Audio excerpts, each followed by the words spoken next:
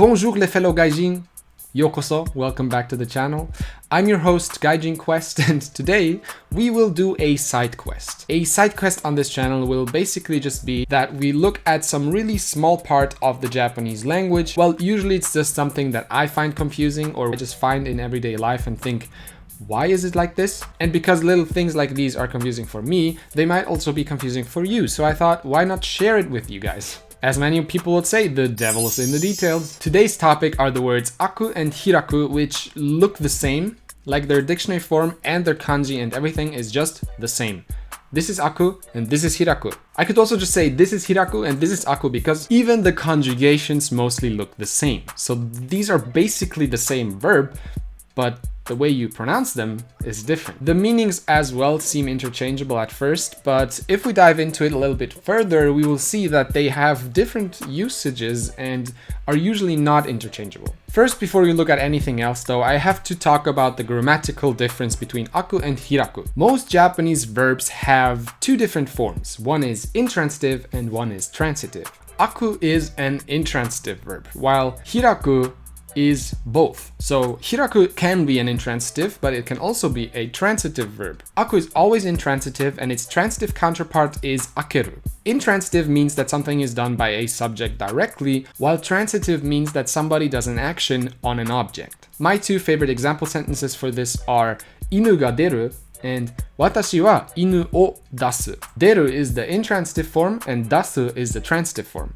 So one means to go out and the other means to throw out, like you take something out. Here's a list of more transitive intransitive combinations that you should know if you want to speak Japanese more fluently. If you want to know if a verb in a sentence is transitive or intransitive, look for an o. If there is an o in front of the verb, this usually means that the verb before the o is the object in the sentence. And if there is an object, a direct object in the sentence, that means that it is transitive. That's because if a direct object exists, somebody does the action on the direct object, which is basically the definition for a transitive verb. If there is a ga or a wa in front of the verb, then that usually means that it is an intransitive verb. I hope this overview was enough for you to understand what transitive intransitive means, and I will not talk about it too much from here on out, but it's a cool difference, which I feel like is really interesting that there are verbs that are both transitive and intransitive depending on the usage. Like hiraku, for example. So let's get into the meanings. The meaning is basically to open for both of these words, but hiraku and aku cannot be interchanged depending on the context. First, let's talk about hiraku.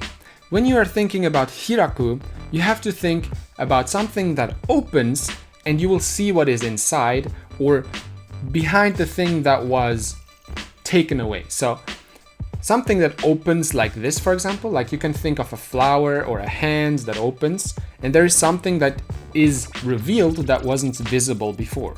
This is a rule of thumb though, because there are a few nouns that use hiraku, which don't really make sense with this rule, but most of the time this should apply. Let's make a few examples. Te ga hiraku, so the hand opens. This is an intransitive verb, as you've noticed, because I used ga, and there is no person or object that interacts with this hand, it just opens by itself. Hon ga hiraku, so a book opens. Hana ga hiraku, so a flower opens. Let's also look at a few transitive examples for hiraku. Hon o hiraku, so somebody opens the book. Mise o hiraku, somebody opened a new shop. Boku no te o hiraku, so somebody opened my hand. So they were like, ugh. As you can see, these are transitive and they use the o particle. This comes from the direct object that you need to have that the action acts upon. But somebody else does the action, but the action still acts upon the direct object. And if you look at the hand, for example, or a flower, it opens from a middle point outward. So it's like an outward motion. These kind of motions usually use the verb hiraku. This kind of motion as well, so like the book, is usually used with hiraku. So let's think about a window. So the window, when opened like this, which there are windows which you open like this, right?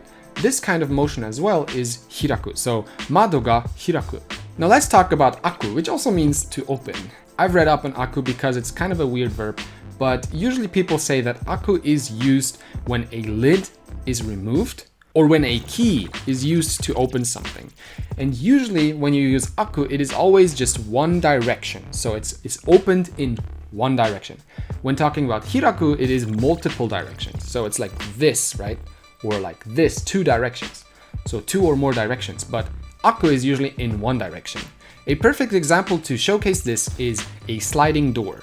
A sliding door is opened in one direction, or other kinds of doors are opened with keys. So when you open a door with a key, you unlock it kind of, the door is open now. So aku is used. Now we talked about windows before that open like this, and then hiraku is used. But there are windows that are sliding windows. In these type of windows, you would use aku with mado ga aku. Another cool one is botoru ga aku. This motion of taking away the lid and opening the doorway, or the bottle in this case, is used with aku.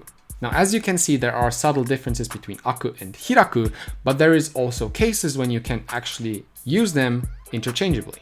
The best one I feel like is me ga aku or me ga hiraku. An eye has a lid and, well, the lid goes away and you can use aku. On the other hand, it is closed, opens in multiple directions, and something is revealed underneath, so hiraku can be used as well. The last difference I want to talk about is the metaphoric use of hiraku. So I made an example before where I said mise o hiraku, and I said that the translation is to open a new shop. So it's not just opening the shop, but it's opening a new shop. You cannot use this interchangeably with aku or akeru. So if somebody opens a shop because it's opening hours, you use akeru. So omise o akeru. But if you want to say they make a new shop, they open a shop, you say omise o hiraku. There are many more examples that showcase this metaphorical difference between akeru and hiraku. Michi o hiraku. This means to give way or to open new possibilities, like opening the way for something, opening the way for a new political reform, I don't know. And when you say michi o akeru, then it just really means just to get out of the way. So to free the physical road. Kuchi o akeru means to open the mouth physically. And kuchi o hiraku means to start speaking. So it's like, don't open your mouth. In English, you can also probably use when you want to say like, don't speak. In Japanese, you need to use hiraku for that because akeru literally means to do this. Kuchi o aketa zo. This was the difference between hiraku and aku, which look the same, but are not the same. If you have any questions, let me know in the comments, and subscribe for more side quests and main quest videos, which, well, are just normal videos, but still, they're quests. So if you accept them, you have to finish them.